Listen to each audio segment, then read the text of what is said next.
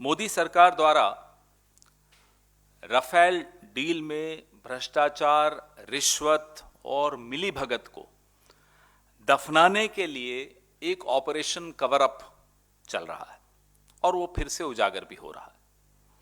भाजपा सरकार ने राष्ट्रीय सुरक्षा को बलिदान कर दिया, जो हमारी भारतीय वायुसेना के हित उनको खतरे में डाला और देश के खजाने को हजारों करोड़ रुपए का नुकसान करवाया। पिछले 5 वर्षों में संदिग्ध राफेल डील में जो प्रत्येक आरोप है, जो हम लोगों ने यहां बैठकर कई बार आपसे साझा किए, आप लोगों ने मीडिया में चलाए, और जो प्रत्येक पहेली है, उन सब का इशारा अब इशारा नहीं रह गया, स्पष्ट तौर पे देश की सत्ता में बैठे उच्चतम नेतृत्व तक जा रहा है। ऑपरेशन कवर अप में जो नवीनतम खुलासा है, राफेल के भ्रष्टाचार को दफनाने के लिए किस तरह मोदी सरकार ने सीबीआई और ईडी के साथ मिलकर एक साठगांठ करके कैसे इस पूरे मामले को रफा दफा करने का प्रयास किया।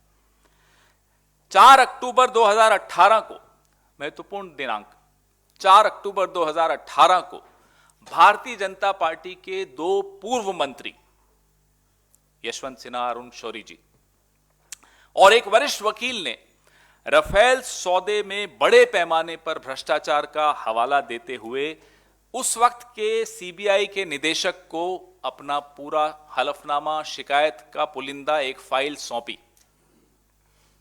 यह हुआ 4 अक्टूबर 2018 को। दूसरा महत्वपूर्ण दिनांक 11 अक्टूबर 2018, यह खुलासा अभी कल ही हुआ है। 11 अक्टूबर 2018 को मॉरिशस सरकार के अटॉर्नी जनरल ने राफेल से जुड़े कमीशन के कथित भुगतान के संबंध में सीबीआई को दस्तावेज दिए।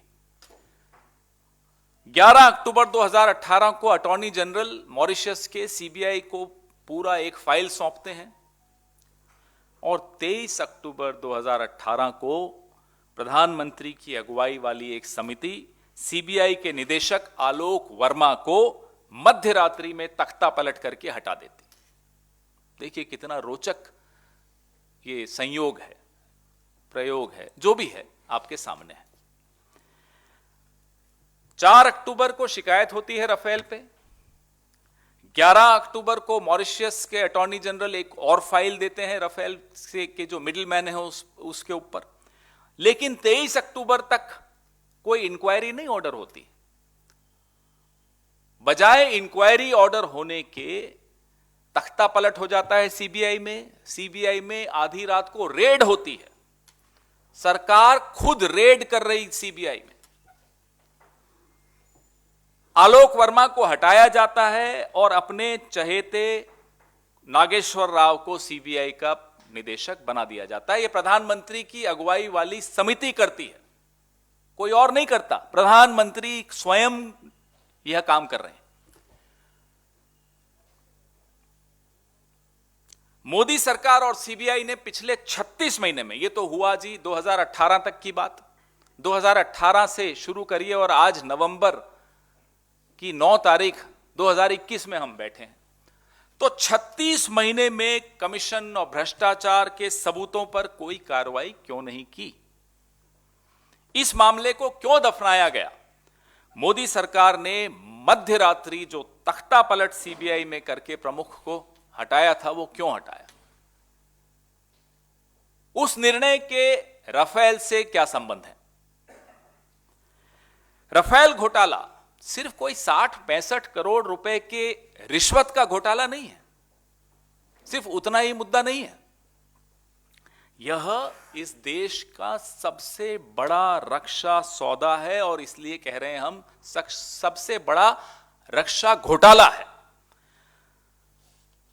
कांग्रेस और यूपीए की सरकार ने अंतर्राष्ट्रीय टेंडर के जरिए, जब वो टेंडर खुला, L1 आया, 526 करोड़ रुपए प्रति लड़ाकू विमान उसमें कीमत आई, बातचीत शुरू हुई, नेगोशिएशंस होती हैं। इतनी बड़े रक्षा सौदे में ऐसा नहीं होता कि एक रात में हो जाता है। मोदी सरकार ने क्या किया? हम तो 2014 में हार गए। मोदी सरकार ने वही राफेल लड़ाकू विमान बिना किसी टेंडर के 1670 करोड़ में खरीदा। 526 करोड़ में हमने सौदा किया, 1600 और हमने टेंडर के माध्यम से किया। 1670 करोड़ में बिना टेंडर के 36 विमान नरेंद्र मोदी जी ने लिए। ये रट गया हमको, आपको भी रट गया होगा, देश को भी अब रट गया है। और सबसे महत्वपूर्ण बात क्या है? दोनों में अंतर क्या है? यूपीए के राफेल सौदे में और मोदी के राफेल सौदे में। मैं मोदी सरकार भी नहीं कहूंगा, मोदी जी का पर्सनल राफेल सौदा था ये। उसमें अंतर यह है कि एक तो कीमत का अंतर मैंने आपको बता दिया, 526 करोड़ की चीज 1670 करोड़ में ली गई। दूसरा, ट्रांसफर ऑफ टेक्नोलॉजी, तकनीक का, प्रौद्योगिकी का हस्तांतरण, जो सबसे महत्वपूर्ण। और भी कई महत्वपूर्ण हमारे सौदे में मुद्दे थे, बिंदु थे, लेकिन यह बहुत महत्वपूर्ण बिंदु था कि 108 विमान 126 में से हिंदुस्तान में बनने थे। हमें टेक्नोलॉजी 526 करोड़ में ना केवल विमान मिल रहे थे, टेक्नोलॉजी भी मिल रही थी। मोदी जी के सौदे में 1670 करोड़ का विमान बिना टेक्नोलॉजी ट्रांसफर के खरीदा गया। तीसरा महत्वपूर्ण अंतर, 126 विमानों को घटाकर 36 कर दिया गया। देखिए, मैं वापस से गिना देता हूं। नंबर 1, बिना टेंडर के किया गया। नंबर 2, 526 करोड़ की चीज 1670 करोड़ में ली गई। नंबर 3, बिना ट्रांसफर ऑफ टेक्नोलॉजी, बिना तकनीक हस्तांतरण के। नंबर 4, 126 विमानों को घटाकर 36 कर दिया गया। और महत्वपूर्ण बिंदु आ रहा है, पांचवां बिंदु, जो नो करप्शन क्लॉज था कि इसमें भ्रष्टाचार या कोई मिडिलमैन या कोई इन्फ्लुएंस पेडलिंग या कोई प्रभाव डालने का प्रयास ये नहीं होना चाहिए, ये यूपीए के टेंडर में था। ये आवश्यक होता है किसी भी रक्षा सौदे में। और इतना बड़ा रक्षा सौदा, सरकार में हम भी रहे हैं, 5 रुपए की भी चीज खरीदनी हो तो टेंडर के जरिए होती है, एक प्रक्रिया के जरिए होती है। ये पांचवां सबसे महत्वपूर्ण बिंदु और सबसे महत्वपूर्ण अंतर यूपीए के राफेल सौदे में और मोदी जी के राफेल सौदे में था कि मोदी जी ने खुद आगे बढ़कर निजी तौर पर हस्तक्षेप करके, रक्षा मंत्रालय को नजरअंदाज करके, बाईपास करके यह क्लॉज हटाया। ये इतना महत्वपूर्ण बिंदु है इस आज की प्रेस वार्ता का। यह हम पहले भी बता चुके हैं, लेकिन आज ये ज्यादा महत्वपूर्ण हो जाता है कि मोदी जी ने खुद हस्तक्षेप करके नो करप्शन क्लॉज या इंटेग्रिटी क्लॉज हटाया। तो French news portal Mediapart FR ने एक और कल चौंकाने वाले खुलासे में कुछ ताजा चीजें उजागर की हैं, तथ्य उजागर किए हैं कि कैसे इस बिचौलिए सुषेण गुप्ता, जिसका नाम है, ने 2015 में भारत के रक्षा मंत्रालय से जो भारतीय वार्ता दल था, इंडियन नेगोशिएशन टीम थी, उसके गोपनीय दस्तावेज 2015 तारीख, ये भी बड़ी महत्वपूर्ण है, ये सन बड़ा महत्वपूर्ण है। इंडियन नेगोशिएशन टीम के गोपनीय दस्तावेज, जिसमें भारत की तरफ से जो कैलकुलेशन की जा रही थी कि कितने में यह लेना चाहिए, वो आंतरिक था, वो गोपनीय था, अति गोपनीय था। वह गोपनीय दस्तावेज इस सुषेण गुप्ता ने दसॉल्ट को दिए। और ऐसा नहीं है कि सरकार के पास यह जानकारी नहीं थी। ये देखिए कितना महत्वपूर्ण बात है कि सरकार के पास जानकारी हो कि ऐसा गलत हो रहा है। ना केवल सरकार ने गलत होने दिया, बल्कि उस गलत को मदद की, वो इंटीग्रिटी क्लॉज हटाकर। क्या यह सही नहीं है कि ईडी, प्रवर्तन निदेशालय ने 26 मार्च 2019 की छापेमारी में, 2019 26 मार्च को ईडी छापा मारती है सुषेण गुप्ता के ठिकानों पर, और ये तमाम गुप्त रक्षा मंत्रालय के दस्तावेज बरामद किए, और ये चार्जशीट में, किसी अन्य प्रकरण की चार्जशीट में लिखा है ईडी ने कि हमने ये तमाम दस्तावेज वहां से बरामद किए हैं। कौन से दस्तावेज थे मैं बताता हूं आपको। बेंचमार्क मूल्य दस्तावेज दिनांक 10/8/2015, किसकी सरकार थी? नरेंद्र मोदी की सरकार थी। बेंचमार्क प्राइस कि राफेल के एक एक लड़ाकू विमान का बेंचमार्किंग जो होता है प्राइस का, वो आंतरिक होता है, वो गोपनीय होता है, वो आपस में रक्षा मंत्रालय के विशेषज्ञ बैठकर तय करते हैं कि नेगोशिएशन टीम को हम ये सहायता कैसे करेंगे कि आप जब सौदा करें तो आपको ये बिंदुओं पे बात करके कीमत घटानी है और उसमें जो फीचर्स हैं वो बढ़ाने हैं। ये तो पहला डॉक्यूमेंट बरामद हुआ। मिनट्स ऑफ द मीटिंग, जो रक्षा मंत्रालय की इंडियन नेगोशिएशन टीम की चर्चाओं का रिकॉर्ड है, आपस में गोपनीय है, आंतरिक है, अति गोपनीय है। नंबर 2 यह बरामद हुआ। कब बरामद हुआ? मैं फिर से दोहराता हूं, 26 मार्च 2019 को बरामद हुआ। आज 9 नवंबर 2021 है, मत भूलिएगा। तीसरा क्या मिला उनको? तीसरा जो कागज मिला, रक्षा मंत्रालय भारत सरकार द्वारा की गई गणना, कैलकुलेशंस की एक्सेल शीट एक बिचौलिए के पास 2019 में बरामद हो रहा है। मोदी जी की ईडी कर रही है 2019 और आज 2021। यूरोफाइटर, जो कि दसॉल्ट का राइवल है, ने एक पत्र उस वक्त स्वर्गीय अरुण जेटली जी को लिखा था कि हम 20% डिस्काउंट देंगे बिड ऑफर पर, ओरिजिनल बिड प्राइस पर। वो कागज भी इसी रेड में, 2019 की रेड में, ईडी को सुषेन गुप्ता के यहां बरामद हुआ। आज 2021 में बैठे हम। जो सबसे महत्वपूर्ण 5वां कागज बरामद हुआ, बड़ा गौर से सुनिएगा। 24 जून 2014 की तारीख थी उस नोट पर। वह नोट सुषेन गुप्ता ने दसॉल्ट को भेजा था, और उस नोट में क्या लिखा था? 24 जून 2014, नई सरकार थी, मोदी जी की सरकार को 1 महीना हो चुका था, शपथ लिए, स्थापित हो चुकी थी। सुषेन गुप्ता उस नोट में लिखते हैं दसॉल्ट कंपनी को कि पॉलिटिकल हाईकमांड के साथ मैं आपकी बैठक करवा सकता हूं।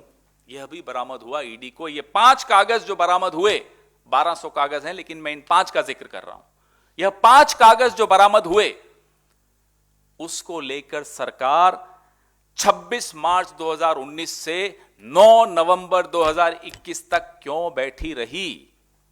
पहले तो आप सीबीआई को हटा देते हैं, डायरेक्टर को रेड डालते हैं उसके ऑफिस में, इतनी घबराहट है आपको राफेल को लेकर। फिर जब आपको कागज बरामद होते हैं, ईडी की फाइल, केस फाइल में वो कागज दर्ज हैं, मौजूद हैं, पत्रकारों ने देखे हैं, तो क्या सरकार ने नहीं देखे होंगे? हम यह जानना चाहते हैं, जो 5वां बिंदु था, पॉलिटिकल हाईकमांड। मोदी सरकार, क्या आप खुद हैं पॉलिटिकल हाईकमांड, तो क्या आपकी पॉलिटिकल हाईकमांड से किसी की बैठक सुषेन गुप्ता ने कराई? इशारे तो तमाम यही हैं कि बैठक हुई है, तभी तो ये लीपापोती हो रही है, तभी तो सीबीआई डायरेक्टर को आधी रात को हटाया जाता है, तभी तो इतने कागज बरामद होने के बाद भी कोई कार्यवाही सुषेन गुप्ता पर नहीं होती इस प्रकरण में। यह राष्ट्रीय सुरक्षा को खतरे में डालना, राष्ट्रद्रोह और आधिकारिक गोपनीयता के अधिनियम का घोर उल्लंघन है, उससे कम कुछ भी नहीं है। ईडी ने घोटाले की जांच के लिए इन सबूतों को आगे क्यों नहीं बढ़ाया, हमारा यह सवाल है आपसे। तब मोदी सरकार ने दस्तावेजों को लीक करने वाले राजनीतिक कोई व्यक्ति हो, रक्षा मंत्रालय का कोई व्यक्ति हो, कोई तो होगा जिसने लीक किया होगा। मिनट्स ऑफ द मीटिंग है, नेगोशिएशन टीम की आंतरिक कागज हैं, जो पत्र यूरोफाइटर ने अरुण जेटली जी को लिखा था, अति गोपनीय पत्र है। वो तमाम चीजें एक दलाल के पास आपको मिलती हैं, और आप कोई एफआईआर नहीं करते, कोई एक्शन नहीं लेते। आप हमें बताइए, आपने क्या एक्शन लिया इन सब के खिलाफ? किसने ये गोपनीय कागज लीक किए? मोदी जी ने स्वयं हस्तक्षेप करके anti corruption, no corruption clause क्यों हटवाया? यह किसी भी रक्षा सौदे में भ्रष्टाचार विरोधी खंड जो होता है, नो करप्शन क्लॉज जो होता है, जो हमारा डिफेंस प्रोक्योरमेंट प्रोसीजर है, उसका ये एक स्तंभ है, बड़ा महत्वपूर्ण स्तंभ है, और वो आपने खुद हस्तक्षेप करके हटवाया। आपको देश के हितों से क्या दुश्मनी है, हम यह जानना चाहते हैं। जुलाई 2015 में इंटर गवर्नमेंटल एग्रीमेंट, अंतर सरकारी समझौते में रक्षा मंत्रालय के जोर देने के बावजूद सितंबर 2016 में प्रधानमंत्री नरेंद्र मोदी द्वारा यह खंड हटाने की मंजूरी दी गई। यह सब आधिकारिक रिकॉर्ड का मामला है, सब कुछ सबके सामने है, कोई चीज ऐसी नहीं है जो बिना कागजों के हम बोल रहे हैं। नरेंद्र मोदी जी ने रक्षा मंत्रालय की अनुशंसा के बावजूद ये इंटीग्रिटी क्लॉज खुद हस्तक्षेप करके हटाया। क्या यही कारण है कि सीबीआई और ईडी ने 11 अक्टूबर 2018 से आज तक राफेल सौदे में भ्रष्टाचार की जांच से कन्नी काटी, आज तक इनकार करते रहे? आज जो स्थिति है देश की, हमारी सीमाएं असुरक्षित हैं, पाकिस्तान और चीन की एक धुरी बन रही है जो हमारी राष्ट्रीय सुरक्षा के लिए बहुत बड़ा खतरा है।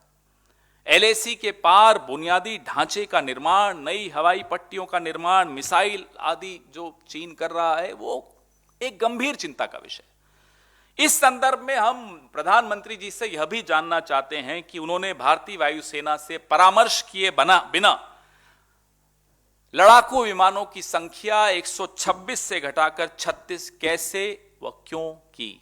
भारत के हितों से, भारत की सुरक्षा के साथ जानबूझकर खिलवाड़ करने का आरोप हम नरेंद्र मोदी पर लगाते हैं।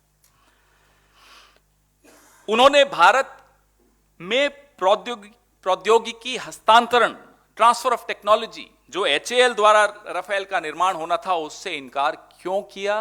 क्यों भारत के हितों से खिलवाड़ किया? भारत के बेरोजगार नौजवानों के हितों से खिलवाड़ किया।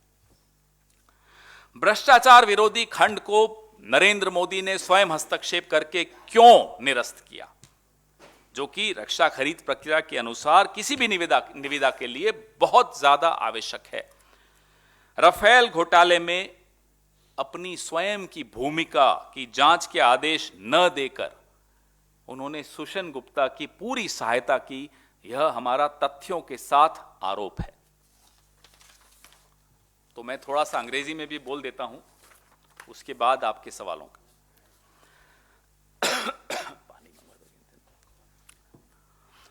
Friends, there is an operation cover-up going on by the Modi government to bury the black melting pot of corruption, kickbacks and collusion in the multi-crore Rafael deal, and it's exposed once again. The BJP government undermined national security, jeopardized the interests of our armed forces, and caused a loss to the exchequer of thousands of crores. 41,000 crore to be precise. And we'll come to the figure later. Each revelation in this murky affair for the last 5 years that we've been sharing with you, and you've been sharing with the country, every single allegation, every single piece of the puzzle goes right up to the topmost leadership of this country, the Prime Minister's doorstep.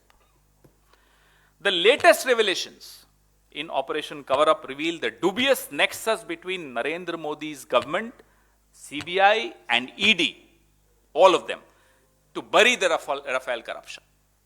On 4th October, this is a very important date, 4th October 2018, two former union ministers of BJP, Mr. Yashwant Sinha, Mr. Arun Shourie, and a leading legal activist, submitted a complaint, a file to the then director CBI Alok Verma, citing massive corruption in the Rafael deal. This was on 4th October 2018, important date to remember. On 11th October 2018, within 10 days, 14 days, the government of Mauritius, through its Attorney General, sent another file to the same CBI director on a particular middleman regarding payment of commission connected to the Rafale deal. But what happens? What does the government do? The third important date, 23rd October 2018, the Prime Minister-led committee removes CBI Director Alok Verma in a midnight coup, conducts a raid on the CBI headquarters in Delhi, and appoints its pet officer, Mr. M. Nageshwar Rao, as the chief CBI Director. This was part of a concerted conspiracy to bury the Rafale ghost through the CBI. Why has the Modi government and the CBI not acted upon the evidence of commission and corruption for last 36 months? We are sitting 9th November 2021 today.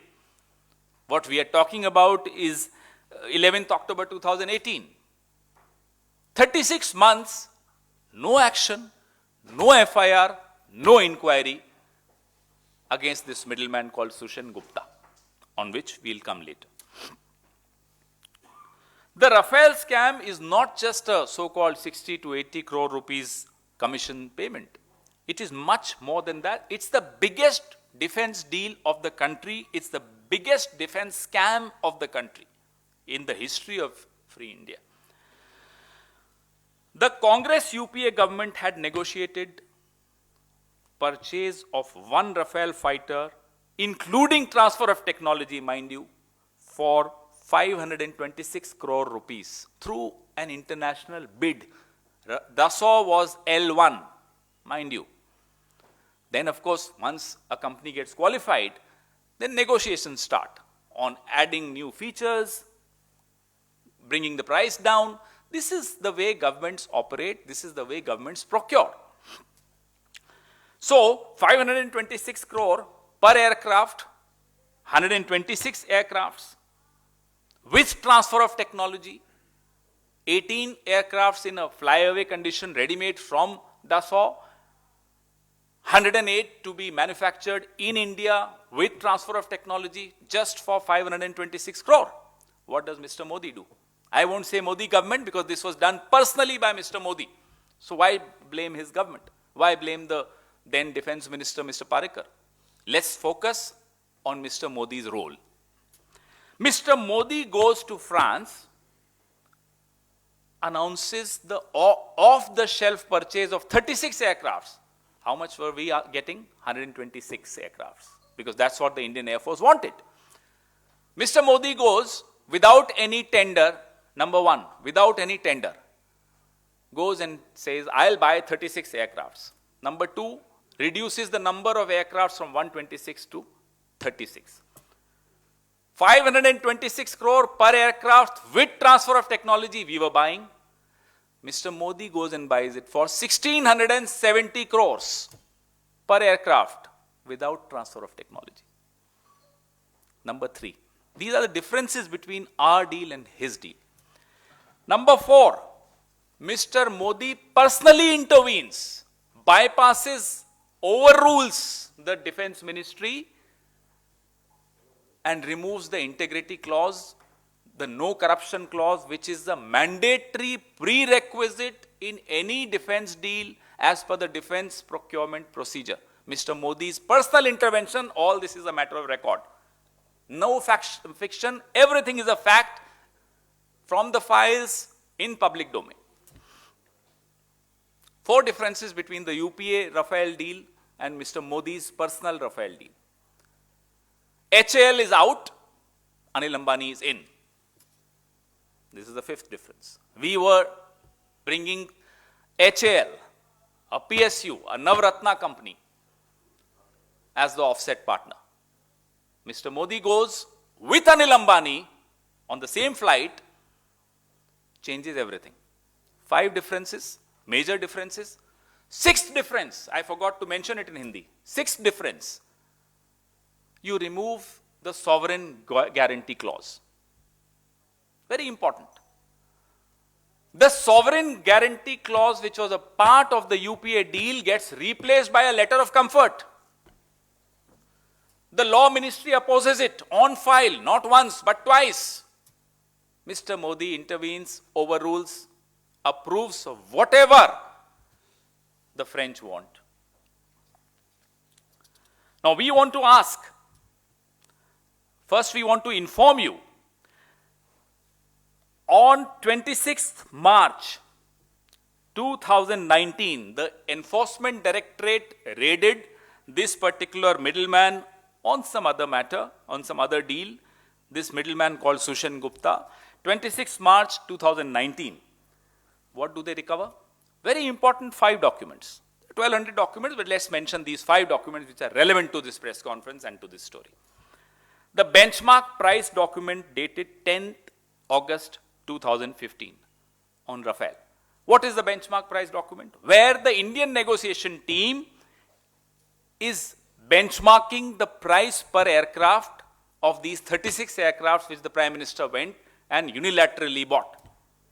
Internal document, secret, highly confidential document of the Defense Ministry, recovered by the Enforcement Directorate in the premises of a middleman, of a defense middleman. The second document, the record of discussions by the Indian negotiation team of the Defense Ministry of India. Again, highly confidential. Any one of us found with this document will be behind bars within no time. And of course, people behind such people would also be arrested. But in this government, no FIR, no action on this matter against Sushan Gupta or against his facilitators in the government. The third document, the Excel sheet of calculations made by Defense Ministry, Government of India. Excel sheet, internal use, highly confidential, is recovered in the premises of Sushan Gupta, the middleman in Rafale. No action. Eurofighter, which is a rival company of Dassault, made a counter offer to the then Defense Minister, late Shri Arun Jaitley. A confidential letter. This letter too is recovered in the premises of Sushan Gupta by Enforcement Directorate on 26th March 2019. No action. We are in 9th November 2021. A note, very, very important note. This is the crux of the matter. A note dated 24th June 2014. Who was the Prime Minister of India on 24th June 2014? Mr. Narendra Modi. 1 month he had taken the oath, he had settled in office. 24th June 2014 dated note sent to Dassault by Sushan Gupta offering a meeting with the quote-unquote political high command. We ask you, Mr. Modi, the political high command, was this meeting held? Did this meeting take place? Because everything else points out to the fact that there was a collusion between the political high command and this middleman called Sushan Gupta. Why else would you not pursue a complaint in the CBI and remove the CBI director within days? Why else would you recover all these incriminating documents from the middleman's premises and not act on it at all? And close your eyes? Why? Because you knew. Sorry. Why else would you remove the no corruption clause? Because you knew the moment you get exposed, everything will be jeopardized. This deal will come crashing down. You wanted to save the corrupt. You colluded with the corrupt. You are part of the corruption. Why did the ED not pursue these evidences recovered from Sushan Gupta's premises further to investigate the Rafale scam? What was the worry? What was the reason? What was the compelling reason which forced this government not to investigate this matter? Why did the Modi government not take action against Dassault? When you found out that Dassault was indulging into corruption, was engaging the services of a middleman. The middleman was supplying highly confidential documents from the defense ministry to a foreign company. Why did you not take action neither against the middleman nor against that company? You endangered national security. This is sedition. This is gross violation of the Official Secrets Act. Recovery of these documents in a private citizen's house. Can you believe this? Under the very watch of this government, recovered by this government, not acted. Why? PM personally abrogated the anti-corruption clause, the no bribery, no gift, no influence peddling, no commission, no middleman. This is what the clause says. The PM abrogated this clause. And this is mandatory as per the defense procurement procedure. Government of India, Defense Ministry. You cannot abrogate this clause. But the Prime Minister intervened. The Defense Ministry didn't want him to abrogate it. The French wanted him to abrogate this, and he agreed with the French, sacrificed and undermined our interests. Were the anti-corruption clauses deleted to escape responsibility from bribery and commission to be paid in defense deal, Rafale deal? Why was the deletion of anti-corruption clauses approved by the Prime Minister? We want to know. In September 2016, despite the Defense Ministry's insistence upon including it in the IGA Intergovernmental Agreement in July 2015. All this is in file, nothing out of the file. Is this the reason why the CBI and the ED refused to probe the corruption of Rafale deal since 11th October 2018? Now we have some questions.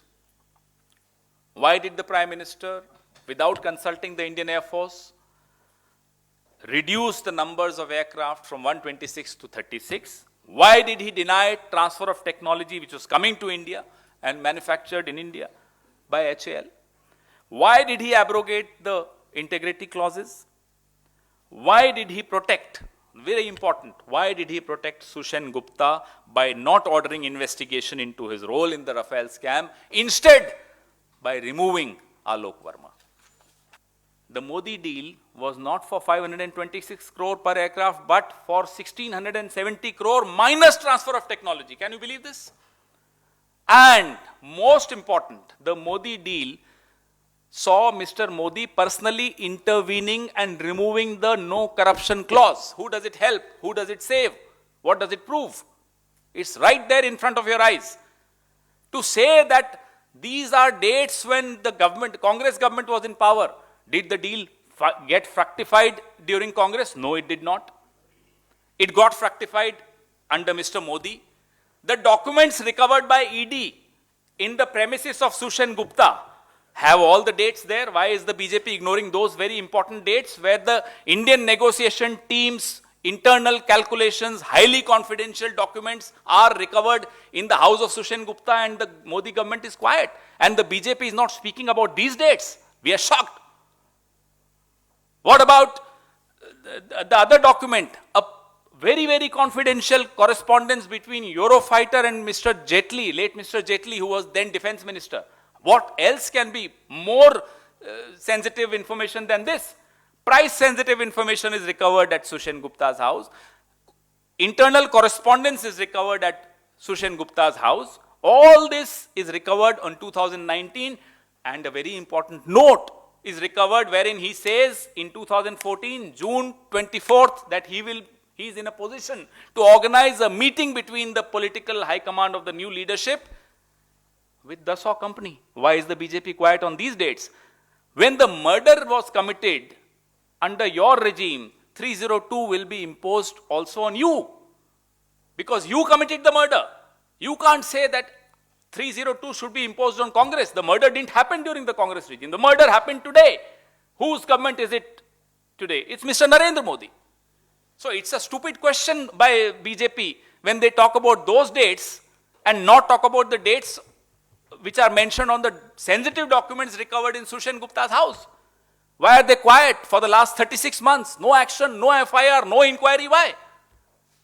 Who are they trying to save? The Prime Minister himself? हम तो मानते हैं सामने सारे सबूत हैं कि आपको कमीशन भी मिली. हम तो कह रहे हैं इलेक्टोरल बॉन्ड्स आज ले आइए सबके सामने. देखते हैं ना किसकी कंपनी को कितने, किसकी पार्टी को कितने पैसा मिले हैं. इलेक्टोरल बॉन्ड्स को अब बहुत प्रासंगिक हो गया है कि आप जग जाहिर कीजिए, मालूम तो पड़े कि राफेल सौदा में इलेक्टोरल बॉन्ड्स के माध्यम से किस पार्टी को कितना पैसा मिला, सब कुछ स्पष्ट हो जाएगा। आप बिना निविदा के जाकर 36 विमान खरीद लेते हो, 526 करोड़ का विमान 1670 करोड़ में ले लेते हो, आरोप हम पर लगाते हो। आप करप्शन, नो करप्शन क्लॉज हटा देते हो, प्रधानमंत्री स्वयं आगे बढ़कर हटाते हैं, आरोप हम पर लगाते हैं। किस मुंह से आरोप लगाते हैं? आपके अपने रक्षा मंत्रालय के गोपनीय दस्तावेज आपकी अपनी एजेंसी ईडी बरामद करती है और आप चुप बैठे रहते हो 36 महीने से। आरोप हम पर लगाते हैं, किस मुंह से लगाते हैं? आप बजाय सीबीआई डायरेक्टर को यह बोलने के कि हां इंक्वायरी करो, आप सीबीआई डायरेक्टर को आधी रात को हटा देते हो, उसके कार्यालय में रेड डालते हो, आरोप हम पर लगाते हो।